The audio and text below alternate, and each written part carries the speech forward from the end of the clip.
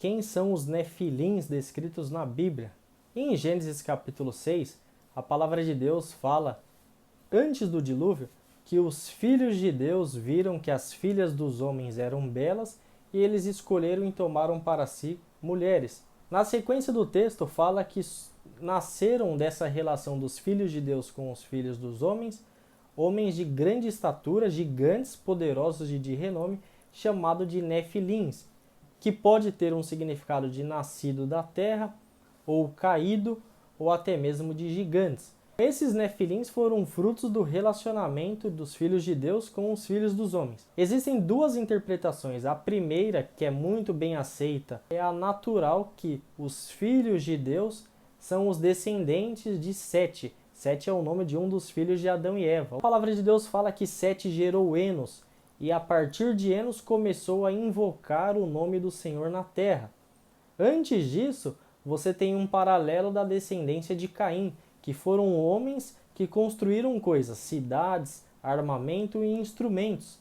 E da descendência de Caim começou todo tipo de pecado. Inclusive Lameque foi o primeiro polígamo da história da humanidade. E ele faz uma declaração para suas mulheres, que ele matou um homem por ferir ele e um jovem porque pisou no seu pé. Então, nesse relacionamento dos filhos de Deus, descendência de Sete, com os filhos dos homens, descendência de Caim, surgiram os gigantes. Nos dias atuais, se você ouve falar que existe um gigante ainda, geralmente é porque ele sofre de uma doença chamada gigantismo. Só que geralmente esse gigante é totalmente diferente da Bíblia, ele não é poderoso nem renomado, pelo contrário.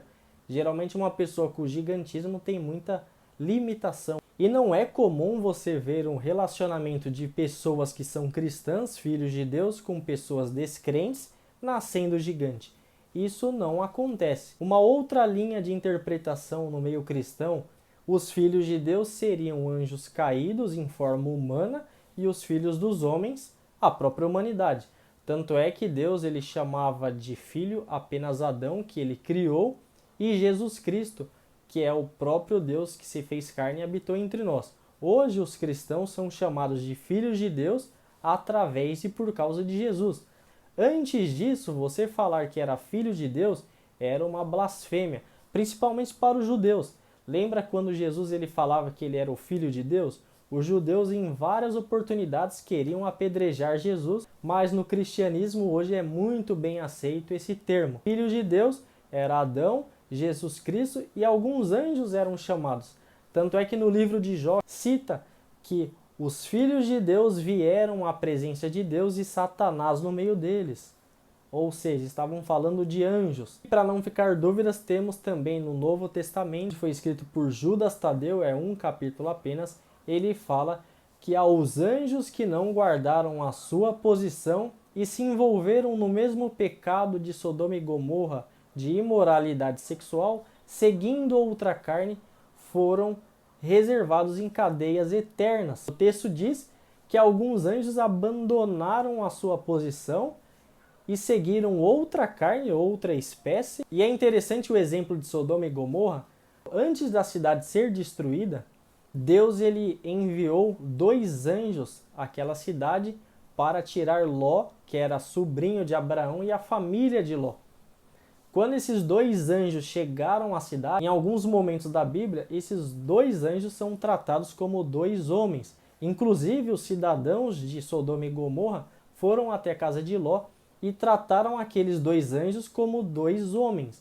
Ou seja, aqueles 2 anjos realmente estavam ali num formato humano. Por mais que seja difícil de acreditar nisso, você às vezes encontra pessoas de religiões antigas fazendo rituais em envolvimento entre humanos com pessoas possuídas ali pelos próprios espíritos. Ou seja, é um hábito que existe, mas para o descrente soa estranho, porque não é normal, não é natural, isso é sobrenatural. Então tem essa linha de interpretação, que os nefilins, na verdade, foi uma mistura de anjos caídos com humanos. Tanto é que Jesus ele é chamado na Escritura como filho do homem, ou seja, representando o que é a humanidade. A humanidade sempre é chamada de filhos dos homens. E hoje, através de Cristo, nós temos o privilégio de sermos chamados filhos de Deus. E a ideia desse vídeo não é te trazer dúvida, é trazer as duas interpretações que existem em relação a esse texto da Bíblia. E por mais que nós cremos que a Bíblia é a autoridade máxima e ela sempre está certa, há de corroborar que a ciência e a arqueologia fizeram várias descobertas ao longo da história, explicando outras espécies de seres humanos diferentes da nossa. E nós também temos na mitologia grega vários deuses que são chamados de mitos ali, ou seja, homens que seriam filhos de deuses. Será que era tudo fantasia, realmente fruto da imaginação do homem e apenas um mito? Ou realmente esses seres misturados existiram e por isso que Deus teve que executar o dilúvio, porque era uma raça misturada? Fica aí essas perguntas. Isso não impacta diretamente a nossa salvação, porque o fundamento da fé cristã é a ressurreição de Jesus Cristo, o que para o descrente também é loucura, mas para nós é poder de Deus. Mas tem assuntos na Bíblia que geram esse tipo de curiosidade, e a ideia do vídeo é mais isso. Um forte abraço e até o próximo vídeo.